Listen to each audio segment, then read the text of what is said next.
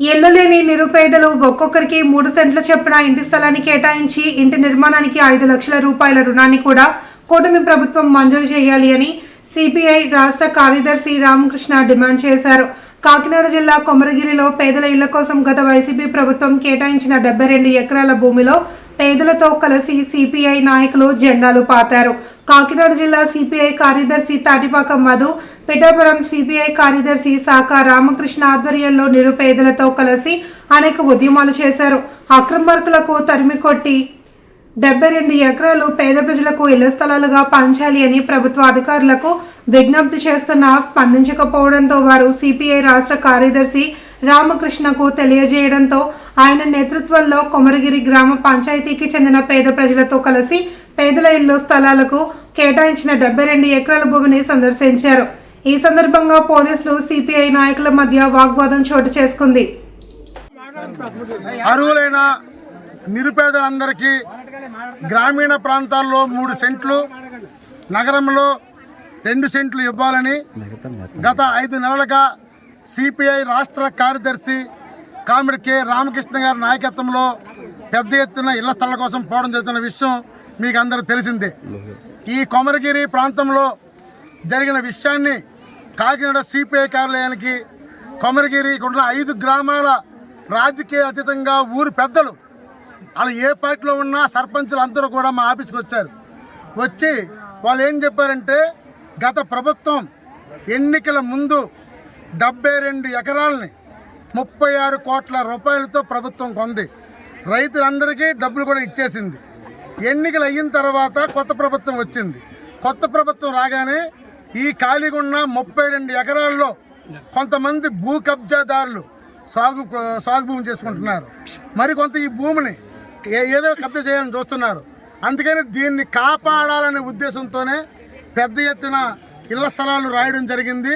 సుమారుగా కొత్తపల్లి మండలం కొమరగిరి పంచాయతీలో 1400 మంది నిరుపేదలు అప్లికేషన్ రాసుకున్నారు. అందుకని ఈరోజు సిపిఐ రాష్ట్ర కార్యదర్శి రామకృష్ణ గారి నాయకత్వంలో భూపోవడం చేసి వీళ్ళందరూ పేదలందరికీ భూమి ఇవ్వాలని నిర్ణయించాం. ఇది భూ కబ్జాదారుల నుండి ప్రభుత్వ భూమిని కాపాడాలన్న ఉద్దేశంతో ఈ కార్యక్రమం నిర్వహిస్తున్నాం. మిత్రులందరికీ నమస్కారాలు. గత 4 మాసాలుగా రాష్ట్ర వ్యాప్తంగా భారత కమ్యూనిస్ట్ పార్టీ ఆధ్వర్యంలో ఎన్నికల్లో చంద్రబాబు నాయుడు గారు చెప్పినట్లుగా గ్రామీణ ప్రాంతాల్లో 3 సెంట్లు, పట్టణాల్లో 2 సెంట్లు ఇవ్వాలని చెప్పి పెద్ద ఎత్తున పోరాటాన్ని చేస్తూ ఉన్నాం. ఇంటి నిర్మాణానికి 5 లక్షల రూపాయలు ఇవ్వాలని చెప్పి కూడా కోరుతా ఉన్నాం. మరి ఇక్కడ ఒక ప్రత్యేకమైన పరిస్థితి. పిఠాపురం నియోజకవర్గంలో మన జనసేన పవన్ కళ్యాణ్ సొంత నియోజకవర్గం ఇది. మరి ఈ నియోజకవర్గంలో 72 ఎకరాలు జగన్మోహన్ రెడ్డి గారు అధికారంలో ఉన్నప్పుడు ఇక్కడ సేకరించిన భూమిని పేదవాళ్ళకి ఇవ్వకుండా దీన్ని కబ్జాకోరులు ఆక్రమించే పరిస్థితులు కనపడతా ఉన్నాయి. చాలా దారుణం. ఎందుకంటే ప్రభుత్వం డబ్బు కోట్ల రూపాయలు, దాదాపు 32 కోట్ల రూపాయలు ఖర్చు పెట్టి భూమి సేకరించిన తర్వాత ఇవాళ ఇక్కడ ఎవరైతే పేదవాళ్ళు ఉన్నారో ఆ పేదవాళ్ళకు పంపిణీ చేయడం కాకుండా మళ్ళీ పెద్దవాళ్ళ చేతుల్లో పోతుందంటే మాత్రం చాలా అన్యాయము, అక్రమము, దురాక్రమము. కాబట్టి దీనికి వ్యతిరేకంగా భారత కమ్యూనిస్ట్ పార్టీ తరఫున ప్రభుత్వం యొక్క కళ్ళు తెరిపించడానికే ఇవాళ మేము ఈ భూ ఆక్రమణ పోరాటానికి పూనుకున్నాం. ఈ ప్రాంతంలో ఉన్న పేదవాళ్ళందరికీ కూడా, ప్రతి పేదవానికి కూడా 3 సెంట్లు భూమి ఇవ్వాలని చెప్పి డిమాండ్ చేస్తూ ఉన్నాం. అదేవిధంగా ఇంటి నిర్మాణానికి 5 లక్షల రూపాయలు ఇవ్వాలి. ఇవాళ పెద్దవాళ్ళకు మాత్రం కోట్ల రూపాయలు ఖర్చు పెడతా ఉన్నారు.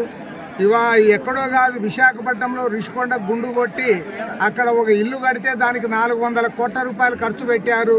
పేదవాడికి మాత్రం 1,80,000 వాళ్ళు ఇల్లు కట్టుకోమంటే సరిపోదు. కనీసం 5 లక్షల రూపాయలు ఇవ్వాలని మేము డిమాండ్ చేస్తూ ఉన్నాం.